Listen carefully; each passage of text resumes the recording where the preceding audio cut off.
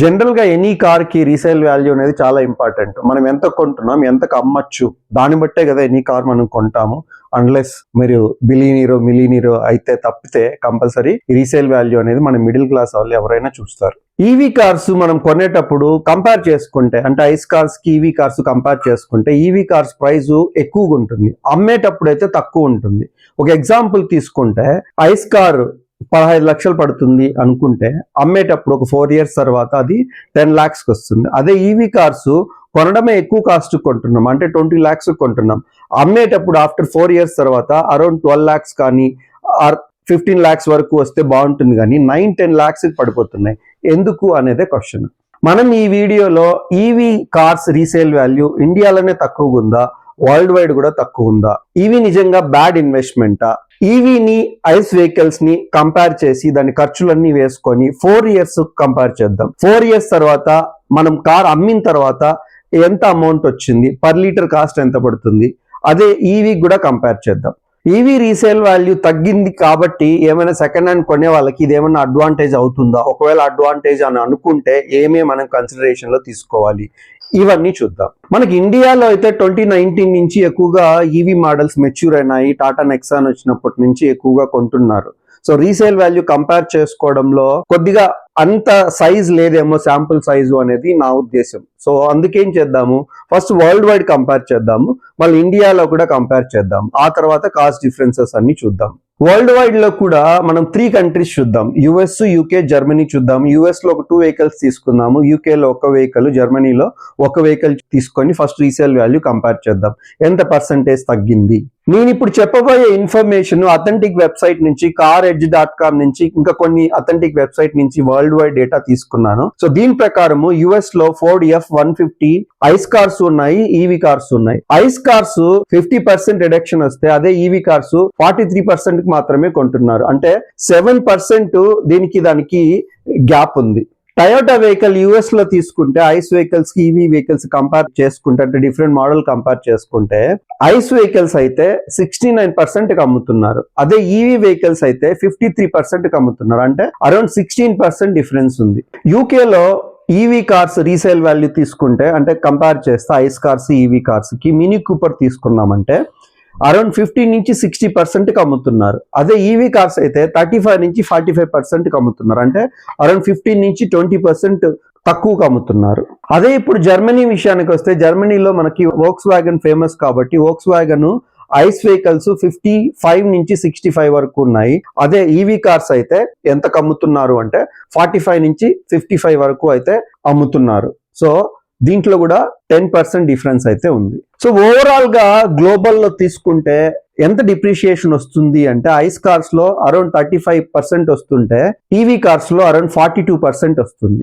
ఇప్పుడు ఇండియాలో EV resale value చూస్తే మనకి డేటా చాలా తక్కువగా ఉంటుంది, శాంపుల్ డేటా తక్కువగా ఉంటుంది. నేను ఎందుకు మాట్లాడుతున్నానంటే ఎక్కువగా ఈవీలు మనం కొనడం చూసింది ఎప్పటి నుంచి చూస్తున్నాము, 2019 నుంచి. 2019 లో టాటా నెక్సాన్ ఈవీ వచ్చినప్పటి నుంచి ఎక్కువగా కొంటున్నారు. యాక్చువల్ గా చెప్పాలంటే 2021 నుంచి ఎక్కువగా కొంటున్నారు. సో మనకి 3-4 years డేటానే ఉంది. ఇంకోటి ఏంటంటే మనము ఈ కొన్ని వెబ్సైట్స్ ఉన్నాయి కదా, స్పిన్నీ కానీ కార్వాలే కానీ, వీటి నుంచి మనం చూస్తే కొద్ది ప్రైజెస్ నిజంగానే తక్కువ ఉంటాయి. ఒకవేళ అంటే నీకు ఎవరైనా OLX లో పెట్టి తెలిస్తే వాళ్ళైతే కొద్ది ప్రైజెస్ ఎక్కువ ఇస్తారు. మనం ఇప్పుడు కంపేర్ చేసేది మాత్రము మెయిన్ వెబ్సైట్ స్పిన్నీ, నెక్స్ట్ కార్వాలే, వీటి నుంచి డేటా తీసుకొని కంపేర్ చేద్దాం. ఏ డేటా తీసుకుందాము అంటే టాటా నెక్సాన్ తీసుకుందాం. టాటా నెక్సాన్ కి అయితే ఐస్ వెహికల్ ఉంది, ఈవీ వెహికల్ ఉంది, కాబట్టి వీటిని తీసుకొని కంపేర్ చేద్దాం. 2022లో Tata Nexon XZA plus ICE vehicle 15 lakhs గా ఉండింది. అదే 4 years తర్వాత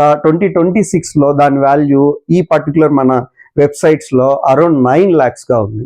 అదే Tata Nexon EV max XZ 2022లో 20 lakhs ఉంటే, అదే ఇప్పుడైతే 2026 లో ఈ పర్టికులర్ వెబ్సైట్స్ లో మనకు కనిపించేది ఏంటంటే అరౌండ్ 9 lakhs గా ఉంది. సో ఈ డేటా ప్రకారం తీసుకుంటే ఐస్ వెహికల్స్ 55% కి అమ్ముకోగలిగితే, అదే ఈవీ వెహికల్స్ ఓన్లీ 45% కి అమ్ముకోగలుగుతున్నాం. బట్ ఇక్కడ వెరీ ఇంపార్టెంట్ పాయింట్ ఏంటంటే, ఎవరైనా జనరల్ గా ఆలోచించే పాయింట్ కూడా, ఈవీ మనం ఒకసారి కొన్నాము అంటే మనం పెట్రోల్ వేయాల్సిన పని లేదు, ఆ డీజిల్ వేయాల్సిన పని లేదు కదా, సో ఆ కాస్ట్, ఆ రన్నింగ్ కాస్ట్ ఎందుకు మీరు లెక్కేయరు అనేదే ఎవరైనా అడిగే క్వశ్చన్. సో అందుకు ఇప్పుడు ఏం చేద్దాము అంటే, ఈ 2 వెహికల్స్ ని తీసుకొని రన్నింగ్ కాస్ట్ వేసి రీసేల్ వాల్యూ దాని నుంచి తీసేసి ఆ తర్వాత వచ్చే వాల్యూని బోత్ వెహికల్స్ కి పర్ లీటర్ కాస్ట్ ఎంత పడుతుందో చూద్దాం. ఒకటి ఏం చేద్దామంటే, లీస్ట్ గా అంటే పెద్ద ఎక్కువగా వాడట్లేదు అనే వెహికల్ తీసుకున్నాం అంటే పర్ ఇయర్ 3000 కిలోమీటర్స్ వాడుతున్నారు both eyes vehicle EV vehicle చూద్దాం. నెక్స్ట్ 12,000 కిలోమీటర్ పర్ ఇయర్ వాడుతున్నారు అంటే 4 years తర్వాత కాస్ట్ ఎంత వస్తుంది, రీసేల్ అయిన తర్వాత ఎంత వస్తుంది, ఈ కంపారిజన్స్ ఒకసారి చూస్తే మనకి ఫుల్ క్లారిటీ వస్తుంది అనేది నా ఉద్దేశం. ఇప్పుడు ఐస్ వెహికల్స్ లో టాటా నెక్సానే తీసుకుందాం. ఒక 12 కిలోమీటర్స్ మైలేజ్ ఇస్తుంది అనుకుందాం, ఒక 100 rupees petrol are diesel value ఉంది అనుకుందాం, మనకి అది అరౌండ్ 8.8 రూపీస్ పడుతుంది పర్ కిలోమీటర్. సో దీన్ని బట్టి చూస్తే 3000 కిలోమీటర్స్ కి పర్ ఇయర్ కి ఎంత పడుతుంది అంటే మనకి అరౌండ్ 24,900 పడుతుంది. సో ఈ ఫ్యూయల్ కాస్ట్ కి మెయింటెనెన్స్, ఇన్సూరెన్స్, మిస్లేనియస్ ఇవన్నీ కలుపుకుంటే మనకి అరౌండ్ 58,000 పడుతుంది. అదే 4 years కాస్ట్ వేసుకుంటే 2.28 lakhs పడుతుంది. సో యాక్చువల్ గా టోటల్ ఓనర్షిప్ కాస్ట్ తీసుకుంటే ముందు మనం కొనింది 15 lakhs, ఈ టోటల్ కాస్ట్ 2.28 lakhs, మొత్తం కలిపితే 17.28 lakhs అయితే ఓనర్షిప్ కాస్ట్ అయితే వస్తుంది. దీంట్లో నుంచి రీసేల్ వాల్యూ తీయాలి. ఫస్ట్ మనము ఈవీది కూడా కనుక్కొని ఆ తర్వాత మొత్తము రీసేల్ వాల్యూ తీసి మళ్ళీ మిగతా క్యాలిక్యులేషన్స్ కొద్దాం. Tata Nexon EV 1 year cost మనం ఇప్పుడు క్యాలిక్యులేట్ చేస్తాం. సో జనరల్ గా టాటా నెక్సాను మనకి బ్యాటరీ వచ్చేది ఎంత, 40.5 కిలోవాట్ వస్తుంది. సో దీని ప్రకారం మనము హౌస్ లోనే యూస్ చేస్తున్నాము అంటే ఛార్జింగ్, హౌస్ ఛార్జింగ్ మనం యూస్ చేస్తున్నాము అంటే పర్ కిలోమీటర్ కి 0.8 రూపీ అయితే పడుతుంది. సో దీని ప్రకారం చూస్తే మనకి 3000 కిలోమీటర్స్ వాడుతున్నాము పర్ ఇయర్ అంటే ఎంత పడుతుంది అంటే 2,400 రూపాయలు పడుతుంది. ఎలక్ట్రిసిటీ కాస్ట్ 2,400 అయితే పడుతుంది. మిగతా అన్ని లెక్కేసుకుంటే అంటే ఇన్సూరెన్స్, మిస్లేనియస్ అవన్నీ లెక్కేసుకుంటే 31,400 అయితే పడుతుంది పర్ ఇయర్ కి. సో 4 years కాస్ట్ ఎంత పడుతుంది, రన్నింగ్ కాస్ట్, మిస్లేనియస్ అన్ని చూసుకుంటే అంటే 1.31 lakhs అయితే పడుతుంది. మనం ముందు ఈ వెహికల్ ఓవరాల్ కాస్ట్ 20 lakhs, దాని తర్వాత ఈ 1.31 దానికి యాడ్ చేసుకుంటే 21.31 కాస్ట్ అయితే ఓవరాల్ గా పడుతుంది. ఇప్పుడు మనము ఓవరాల్ కాస్ట్ వచ్చింది కదా, అంటే ఓనర్ కాస్ట్ వచ్చింది ఎంత చెప్పా నేను, అరౌండ్ 17 lakhs అయితే చెప్పా. దాని తర్వాత రీసేల్ వాల్యూ 9 lakhs చెప్పా. ఈ 17 లో 9 పోతే అరౌండ్ 8 lakhs అయితే ఐస్ కార్ వాల్యూ మనం ఇంత ఖర్చు పెట్టాము అనేది పాయింట్. ఇప్పుడు ఈవీకి వస్తే ఈవీలో ఓవరాల్ కాస్ట్ ఎంత చెప్పాము, 21 lakhs చెప్పాము. రీసేల్ వాల్యూ ఎంత, 10 lakhs ఉంది. సో మిగిలింది ఎంత, 11 lakhs ఖర్చు పెట్టాం. ఐస్ కార్స్ లో అయితే మనము అరౌండ్ 8 lakhs ఖర్చు పెట్టాం, ఇక్కడైతే 11 lakhs ఖర్చు పెట్టాం. ఏది ఎక్కువ, ఈవీ ఎక్కువ. ఎప్పుడు 3000 కిలోమీటర్స్ 2 vehicles తిరిగితే. అదే మనము 12,000 కిలోమీటర్స్ 4 years తోలారనుకోండి, అప్పుడు ఎంత వస్తుంది అంటే 11.8 lakhs ఐస్ వెహికల్స్ కి అవుతుంది. అదే ఈవీ వెహికల్స్ అయితే 11.6 lakhs అవుతుంది. అంటే చాలా తక్కువ డిఫరెన్స్ అయితే ఉంది, అంటే అరౌండ్ thousands లోనే డిఫరెన్స్ ఉంది. మనం ఇప్పుడు 3000 కిలోమీటర్స్ చూసాము, 12,000 కిలోమీటర్స్ రెండు చూసాము. దీంట్లో 12,000 కన్నా నిజంగా తిరగగలిగితే రెండు సేమ్ గానే ఉన్నాయి. సో ఇప్పుడు రెండు సేమ్ కాబట్టి మీకు ఏది సౌలభ్యమో చూసుకోండి. నా పాయింట్ ఏంటంటే, ఫర్ ఎగ్జాంపుల్ నేను ఈవీ కార్స్ కొంటున్నాను, నాకు ఈ పెట్రోల్ బంక్కి మామూలుగా పోవడం నాకు ఇష్టం ఉండదు, ఇక్కడైతే ఇంట్లోనే పెట్టుకోవచ్చు అనేది అది మీ సౌలభ్యం అనుకోండి, అది చేసుకోండి. లేదు నాకు బయట వెళ్తే రేంజ్ యాంగ్జైటీ ఏమి ఉండకూడదు, నేను హైవేలో వెళ్తున్నాను అలా ఇలా ఉంటే అప్పుడు ఐస్ వెహికల్ అయితే చూస్ చేసుకోండి. ఒకవేళ 3000 కిలోమీటర్స్ నేను తోలుతున్నాను అంటే మాత్రము ఈవీ కరెక్ట్ కాదు అనేది నా ఉద్దేశం. ఇప్పుడు మనము first of all resale value ఎందుకు ఈవీ వెహికల్స్ కి తగ్గుతుంది అనేది చూద్దాం. ఫస్ట్ పాయింట్ దీంట్లో కన్సిడర్ చేయాల్సింది ఏంటంటే బ్యాటరీ డిగ్రేడేషన్. అసలు ఏమవుతుంది బ్యాటరీలో, ఎవ్రీ ఇయర్ డిగ్రేడేషన్ అవుతూ ఉంటుంది. మనం హోమ్ ఛార్జింగ్ యూస్ చేస్తూ ఉంటే కొద్దిగా బెటర్ ఉంటుంది. అలా కాకుండా మనం డీసీ ఛార్జర్ బయటికి వెళ్ళి ఛార్జ్ పెట్టామనుకోండి డిగ్రేడ్ అవుతుంటుంది. దీంట్లో ఈచ్ సెల్స్ అన్ని డిగ్రేడ్ అవుతుంటాయి, ఓవరాల్ గా బ్యాటరీ కాదు, దాంట్లో ఏ సెల్స్ అనేది డిగ్రేడ్ అవుతున్నాయి అనేది ఇంపార్టెంట్. దానికోసం ఏం చేస్తారంటే హెల్త్ చెక్ కూడా చేసుకుంటూ ఉంటారనమాట. ఇప్పుడు ఎవరైనా కొత్తగా మనము కొనాలి అనుకుంటే, అంటే సెకండ్ హ్యాండ్ కొనాలి అనుకుంటే ఈ particular health check battery important అనమాట. ఇప్పుడు ప్రస్తుతానికి దాని కండిషన్ ఏంటి అనేది కంపల్సరీ సర్వీస్ సెంటర్కి వెళ్తే వాళ్ళే చెక్ చేసి మీకు చెప్తారు, దాన్ని బట్టే కొంటూ కూడా ఉంటారు. ఇప్పుడు బ్యాటరీ ఎక్కువగా డిగ్రేడ్ అయిపోయింది అనుకోండి, కంపల్సరీ దాన్ని రీసేల్ వాల్యూ అయితే తగ్గుతుంది. ఇంకొక పాయింట్ ఏంటి, వారంటీలు అయితే ఇస్తున్నారు. కొన్ని కంపెనీలు ఇప్పుడు లైఫ్ టైం వారంటీ అంటున్నారు. లైఫ్ టైం అంటే ఏంటంటే 15 years వారంటీనే లైఫ్ టైం అంటే వాళ్ళ ఉద్దేశంలో. ఒకవేళ దాన్ని ఫస్ట్ ఓనర్ కాకుండా సెకండ్ ఓనర్ తీసుకుంటే ఆటోమేటిక్ గా 8 years వచ్చేస్తుంది. ఆ టోటల్ 15 years అయితే దాంట్లో ఉండదు. వారంటీ ఏంటంటే డిగ్రేడేషన్ ఎక్కువ అయిందనుకోండి, వాళ్ళు ఆ బ్యాటరీని రీప్లేస్ చేసో దాన్ని రిపేర్ చేసో ఏదో ఒకటి ఇస్తారు. ఒకవేళ మనకి ఆ వారంటీ అయిపోయింది అనుకోండి, మనకి వేరే ఆప్షన్ అయితే ఏముండదు, కంపల్సరీ బ్యాటరీ రీప్లేస్ చేయాలి. బ్యాటరీ రీప్లేస్ చేయాలంటే ఎంత ఖర్చు అవుతుంది, అరౌండ్ 5 lakhs నుంచి 6 lakhs వరకు ఖర్చు అవుతుంది. అదే ఐస్ వెహికల్స్ లో ఇలాంటి ఇష్యూస్ అయితే ఏముండవు. దానికోసమే ఇది ఒకానొక కన్సర్న్ రీసేల్ వాల్యూ తగ్గడానికి, బ్యాటరీ డిగ్రేడేషన్.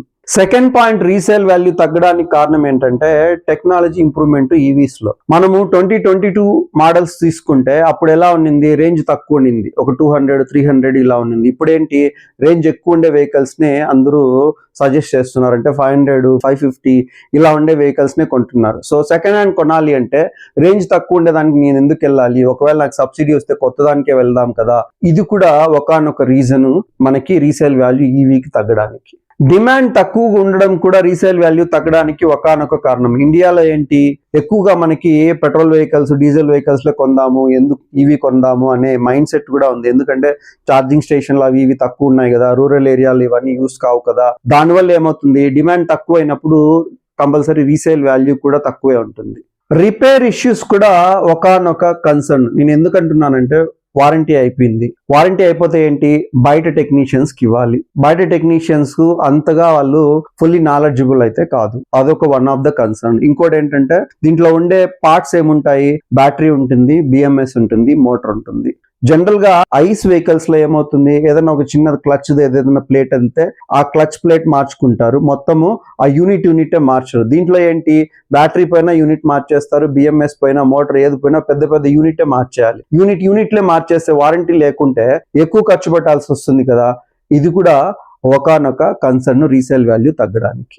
ఇప్పుడు ఈవీ వెహికల్స్ రీసేల్ వాల్యూ చాలా తక్కువ ఉంది కదా, నేను యూస్ చేసేది సిటీలోనే యూస్ చేస్తున్నాను, నాకు రేంజ్ ఇబ్బంది అయితే ఏం లేదు, నాకు ఛార్జింగ్ స్టేషన్లు అయితే ఉన్నాయి, ఇంట్లోనే పెట్టుకుంటున్నాను, ఇలా మీరు అనుకుంటే ఎస్ కొనొచ్చు. బట్ ఇది మైండ్ లో పెట్టుకోవాలి. ఏం మైండ్ లో పెట్టుకోవాలి, హెల్త్ ఆఫ్ ద బ్యాటరీ అన్నమాట. సో నేను ముందే చెప్పినట్లు SOH అన్నాను కదా, సో దీన్ని ఆథరైజ్ స్టేషన్స్ లోనే ఇది చెక్ చేస్తారు. మామూలుగా ఏంటి, ఐస్ వెహికల్స్ అయితే ఏ మెకానిక్ దగ్గరికి వెళ్ళినా చెక్ చేసేస్తారు, అలా ఉండదు. ఈ స్టేషన్స్ కి వెళ్తే మీకు ఆ బ్యాటరీ హెల్త్ ఇస్తాడనమాట. అంటే 95% పైన ఉన్నది అనుకోండి, ఎక్సలెంట్.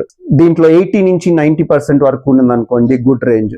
70 లోపల ఉన్నది అనుకోండి, బిలో యావరేజ్ కి వచ్చేసింది అన్నమాట. సో ఈ బిలో యావరేజ్ కి వస్తే వారంటీ కవర్ అవుతుంది. అప్పుడు దాన్ని అయితే వాళ్ళు కొద్దిగా ఇంక్రీజ్ చేసి ఇచ్చేదో లేకుంటే వేరే రీప్లేస్మెంట్ చేసేదో ఇస్తారు. ఒకవేళ వారంటీలోనే ఉంది, ఈ రేంజ్ లో ఉంది, 95% అబో లేదు, 70% అబో ఉంది, ఈ రేంజ్ లో ఉంది అనుకోండి, మీకు ఏమవుతుంది, ఫర్ ఎగ్జాంపుల్ ఆ వెహికల్ 300 kilometers మీకు రేంజ్ ఇస్తుంది అనుకుందాం. ఇప్పుడు ఈ బ్యాటరీ తగ్గిపోయింది కదా, దానివల్ల ఏమవుతుంది, మీకు ఈ రేంజ్ కూడా తగ్గిపోతుంది. అరౌండ్ 50 kilometers అలా రేంజ్ తగ్గిపోయింది అనుకోండి, మీకు ఆ రేంజ్ యాంగ్జైటీ ఇష్యూస్ వచ్చే ఆస్కారం అయితే దీంట్లో ఉంది. కాబట్టి కొనేటప్పుడు ఈ హెల్త్ అయితే చూసుకొని కొంటే ప్రాబ్లం అయితే ఉండదు. చివరిగా నేను ఏం చెప్తానంటే, ఈవీ రీసేల్ వాల్యూ ఎందుకు పడుతుంది అంటే, it is not because of ఏదో ఇష్యూస్ వల్ల అయితే కాదు, ఈవీ బ్యాడ్ అని అయితే ఏం కాదు, మార్కెటింగ్ అంత మెచ్యూర్ అవ్వలేదు అనేది నా పాయింట్ ఆఫ్ వ్యూ.